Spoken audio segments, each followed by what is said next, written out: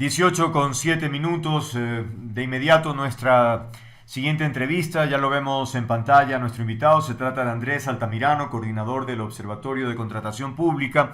Lo hemos invitado porque queremos también entender esta polémica o este cruce de palabras que ha habido entre un movimiento político y la persona involucrada a propósito de la posibilidad de que hayan contratos de familiares con el Estado ecuatoriano, es decir, de la familia Noboa, de Isabel Noboa, con el Estado ecuatoriano. Esto a propósito de un contrato de la provisión de etanol para Petroecuador.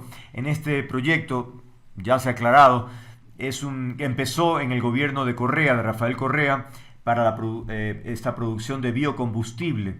Y en ese sentido, la adjudicación ha generado críticas, como decía, en torno a que una de las empresas que proveen o que hacen este trabajo es propiedad de Isabel Noboa, que es tía del presidente de la República. Bien, ahora, la primera inquietud, y gracias por atendernos, Andrés, es si alguien, ya hace 12 años me parece que existe este contrato que se va renovando cada 18 meses, me parece, llega un gobierno nuevo y evidentemente la relación familiar está allí. ¿Cómo se debe manejar esa situación? Eso es lo que yo quisiera saber. Bienvenido. Buenas tardes, Andrés, y un cordial saludo a la audiencia que nos acompaña esta tarde. A ver, como bien comentas, Andrés, en la última semana hemos visto un cruce de críticas por un contrato público, específicamente en el que Petroecuador decidió comprar 21 millones de litros de etanol a una empresa llamada Codana S.A., Ujú, que tiene vínculos con Isabel Noboa y ujú, que pertenece al grupo Novis ujú. por alrededor de 19 millones de dólares. ¿Qué implica esto, Andrés? Sabemos que Codana S.A. fue y es proveedora del Estado. No obstante, la circunstancia actual es diferente a cuando Daniel Noboa no era presidente. Y esto involucra a que nuestra Constitución y específicamente el artículo 62 de la Ley Orgánica de Contratación Pública establece que el presidente, el vicepresidente, los ministros, sus cónyuges y sus familiares dentro del cuarto grado de consanguinidad y segundo de afinidad no pueden celebrar o tener contratos con el Estado.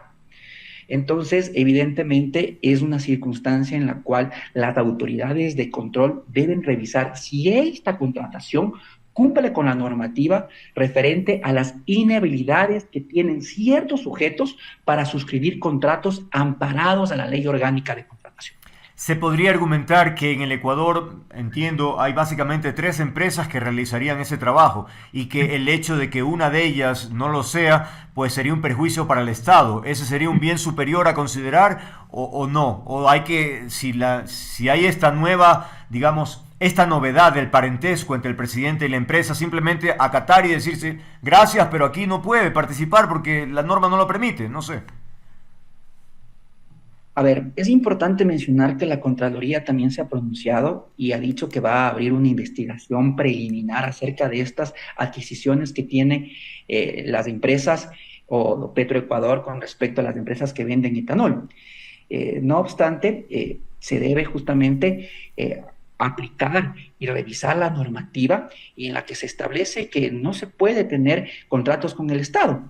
No obstante, existe una particularidad, Andrés, ya que cuando revisamos cómo se encuentra estructurada esta empresa que es Codana S.A.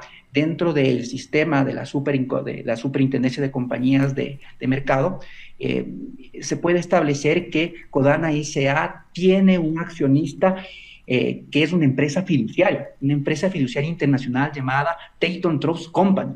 Entonces, eso complica mucho más el análisis y el control Ujú. porque existen ciertas capas que no te permiten conocer claramente quién es el beneficiario final de esta empresa. Comprendo. Entonces, ahí existe justamente una capa en la cual las autoridades de control tendrán que hacer una revisión y una investigación más exhaustiva.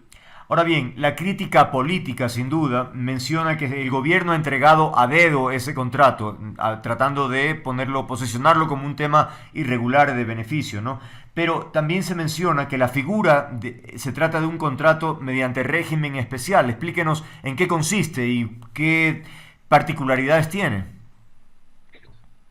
Ok, existe en la normativa ecuatoriana diferentes maneras de hacer compra pública. Mm, Maneras de hacer compra pública puede ser, por ejemplo, con procesos de contratación abiertos como una subasta inversa. de acuerdo.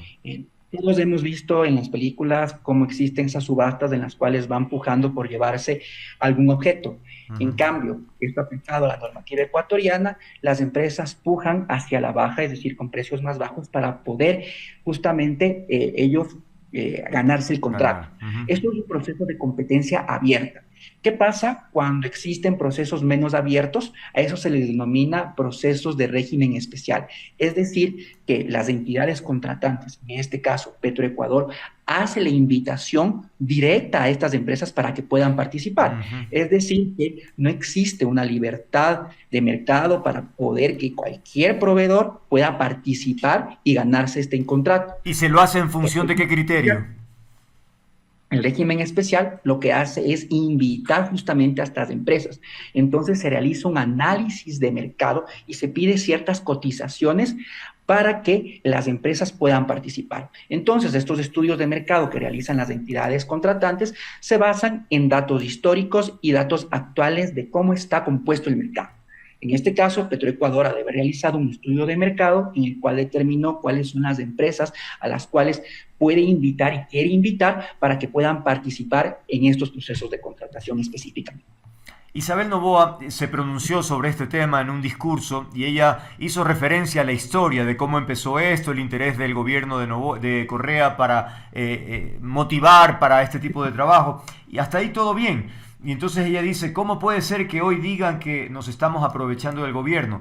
El problema es que cuando empezó este tema, pues el señor Correa no es familia pues de la señora Noboa, entonces allí pues está bien. Entonces no sé si es un tema de ingenuidad o qué, porque ella debe saber pues que si hay un parentesco, algo puede hacer ruido y está haciendo ruido, pero ella no se da por enterada en ese aspecto, digamos.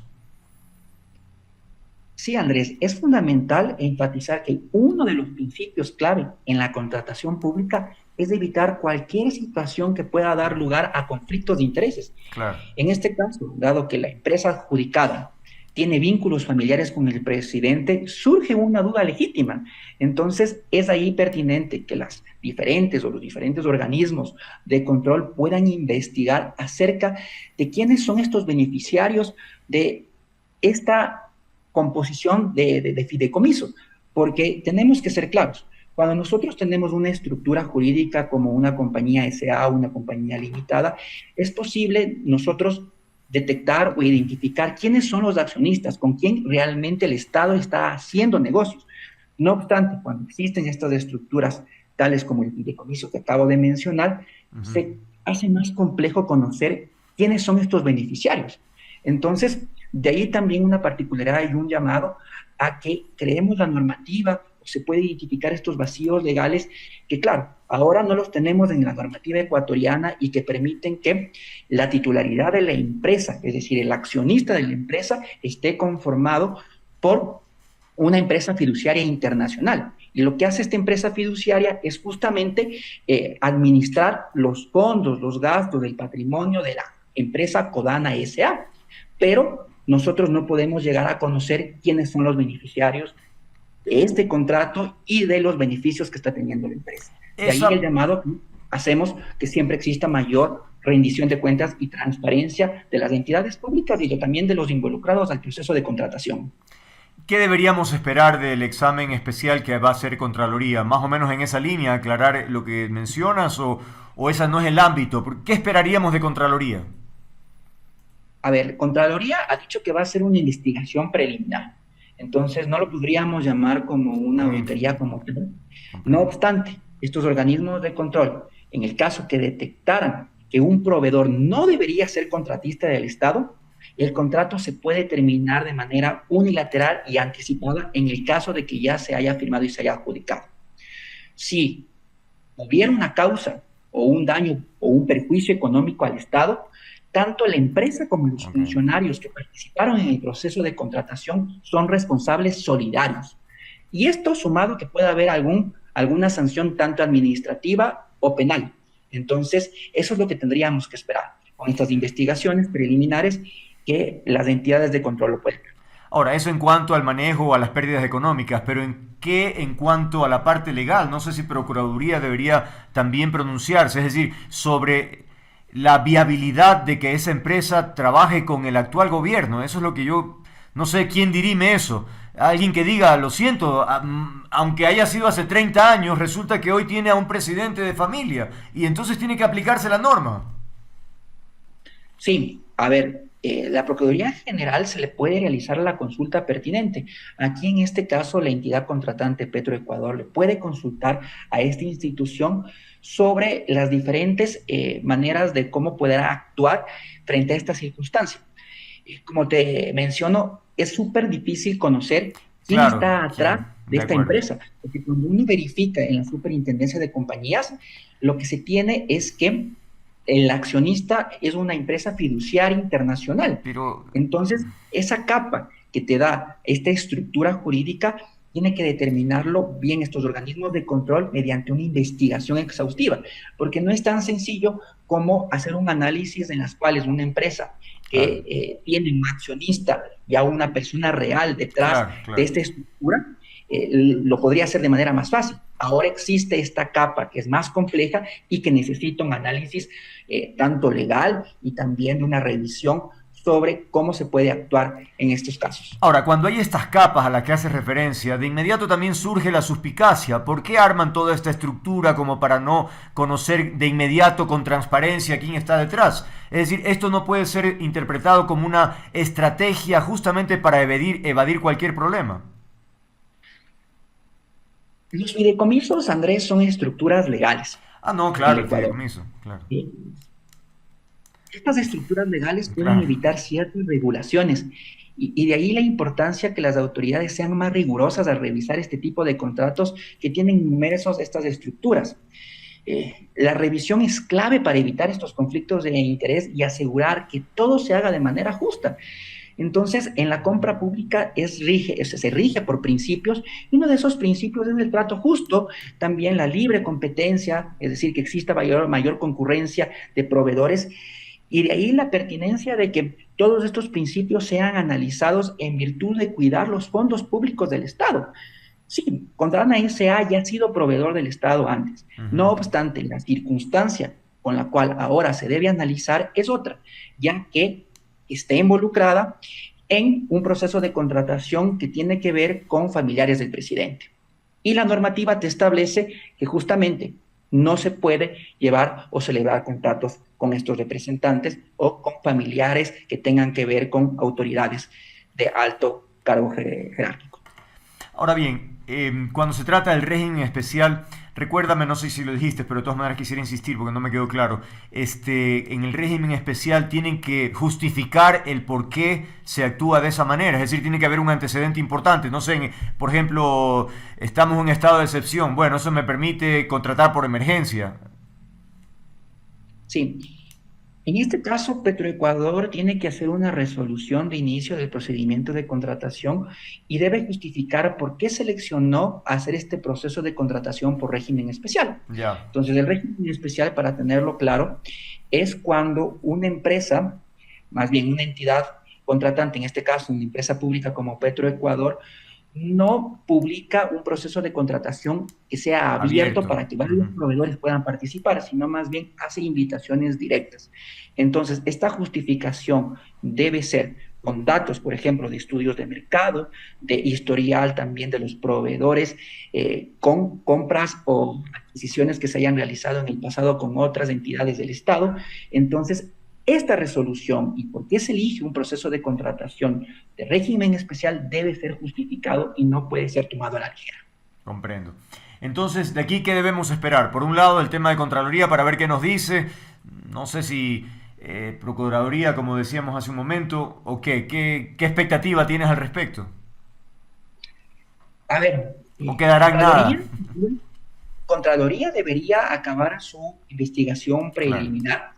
Sin duda, la estructura fiduciaria que involucra a Codana S.A. agrega esa capa de complejidad en el análisis Mm. legal de con quién el Estado está haciendo negocios. Existe sin duda una dificultad para identificar a los beneficiarios finales que puede representar un desafío para las autoridades de control. Y esto hace que sea necesario un enfoque mucho más riguroso y detallado en las investigaciones.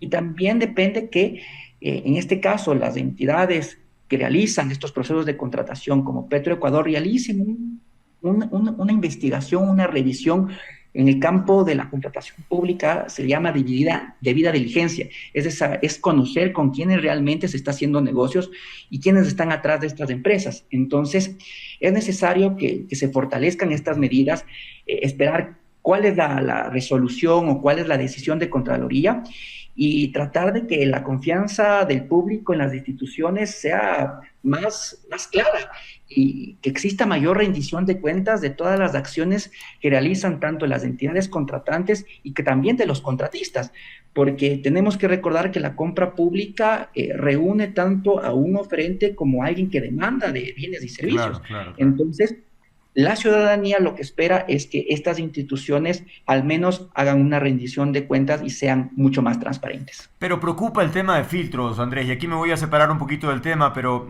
quisiera reflejarlo porque también hay enorme polémica por el concurso que se lleva adelante para elegir a los jueces de Corte Nacional de Justicia y el Consejo de la Judicatura contrató a una empresa que ha burlado todos los filtros. Porque cuando hemos conversado aquí con los vocales, dicen, bueno, nosotros contratamos a la empresa y confiamos en la empresa, pero resulta que ni el SRI, ni la Superintendencia de Compañías, ni CERCOP, que es Compras Públicas, nadie descubrió que es una empresa fantasma, que no tiene dirección, que no tiene teléfono, que no tiene capacitación ni antecedentes de hacer ese trabajo. Entonces uno dice, pero ¿y entonces en dónde estamos? O sea, ¿cómo es posible que tan fácilmente se puedan evadir esos controles? El primer filtro que se debe realizar y quien está a cargo es la entidad contratante. Entonces, si esos filtros son vulnerados, existen estos organismos de control que también deberían realizarlo. En el Ecuador, Andrés, se realizan alrededor de 200.000 procesos de contratación al año. Entonces, es bastante difícil tener a un grupo de funcionarios públicos vigilando todos los procesos Comprendo. de Pero tú contratación. dices entonces que, perdona que te interrumpa, dices que la empresa, o en este caso el Consejo de la Judicatura, tenía la responsabilidad ineludible de también llevar el control, porque eso es lo que han dicho ellos, más o menos, nosotros no nos hicimos cargo porque para eso están las otras entidades de control, nosotros no.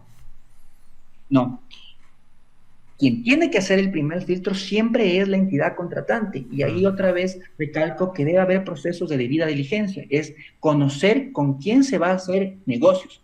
Entonces, cuando tú realizas una investigación de mercado, igualmente, ves qué empresas tienen o se relacionan con el objeto contractual. Entonces, si esos filtros son vulnerados, claro, ahí vas a tener un proceso como el que tenemos actualmente en el Consejo de la Judicatura. No obstante, también debe haber otros procesos de verificación y de revisión por los organismos de control. Y de ahí el llamado a que se puedan utilizar la información que se encuentra disponible para crear lo que se llama herramientas de banderas rojas, Andrés. Son herramientas que utilizan los datos, utilizan la información y que mediante algoritmos computacionales permiten detectar ciertos comportamientos sospechosos. De ahí que áreas como la de tecnologías o auditorías basadas en la información que puede ser creadas dentro de estos organismos de control, por ejemplo, la Contraloría General del Estado, puedan ir desarrollándose para crear estos sistemas. Imagínate una Contraloría General del Estado que tenga un área específica para análisis de información de la compra pública a mm. través de una herramienta que te permita utilizar esa información y tener un proceso de contratación que tenga, por ejemplo, indicadores como que existe o que se está haciendo con una empresa fantasma, Mm. o que dentro de un proceso de contratación exista también un solo proveedor, porque estos indicadores o estas maneras de poder analizar la compra pública te va diciendo qué procesos son más riesgosos que otros. Comprendo. Entonces, de ahí también de poder robustecer estas áreas tecnológicas y tratar de tener como aliado a la tecnología y es eso. Nosotros como Observatorio de Contratación Pública no, hemos creado también una página llamada Contratos Transparentes S que utiliza esa información. Mm. Entonces, es ahí el llamado que las entidades de control también empiecen a utilizar la información y que puedan impulsar estas áreas de tecnología. Y entre ellas, entre estas entidades se cruzan información, pues presumo. Ahí es otro problema. Claro, la interoperabilidad de la información a veces es bastante cerrada, ¿no? Mm, A veces entre ni las entidades de control existe este cruce de información. ay, Ese es caramba. otro problema más. Puedes tener un sistema en el cual tú analices los procesos de contratación, pero tienes que cruzarlo con la base de la superintendencia de compañías. Ujú. Y ahí también el trabajo en el cual las entidades puedan cooperar para realizar estas detecciones de posibles casos de corrupción o posibles riesgos en los procesos de contratación. Comprendo, comprendo. Bueno, ahí concluimos con el tema. Quiero agradecerle a Andrés Altamirano, coordinador del Observatorio de Contratación Pública, hablando sobre este tema puntual, como decíamos, este cruce de palabras sobre el tema. Y esto último también que tiene que ver con los filtros, que me parece increíble, ¿no? Que no haya esa posibilidad de en tiempo real cruzar información y tener los datos de una, ¿no? Que debería ser así. Bueno, muchas gracias nuevamente, que tengas una buena noche, Andrés. Gracias, Andrés. Buena tarde. Y buena tarde igualmente.